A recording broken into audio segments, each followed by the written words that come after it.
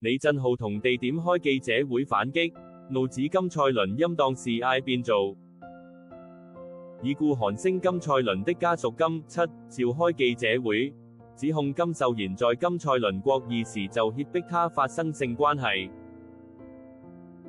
並留下了性愛照。金賽綸曾把這些內容告訴一位證人，這證人卻遭到追殺，還被刺了9刀。目前由 FBI 調查中，更爆料證人曾被 YTR 李振浩及金秀賢公司高層出價40億買下錄音檔，在拒絕後就遭到了人身威脅。不過稍早 YTR 李振浩在同地點召開緊急反駁記者會，提出3疑點，表示金賽綸的陰檔是 AI 變造，證人是職業詐欺犯，被刺照片是圖庫舊照。YTR 李振浩表示，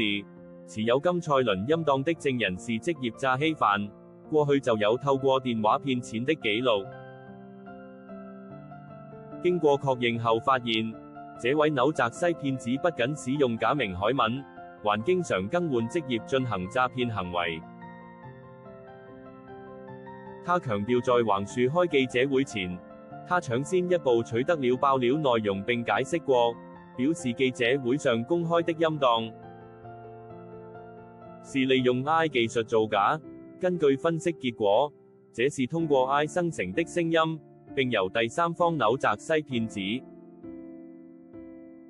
添加了自己的聲音和噪音後製作完成的。他補充道，該檔案並非今年1月錄製，而是4月之後才製作完成的。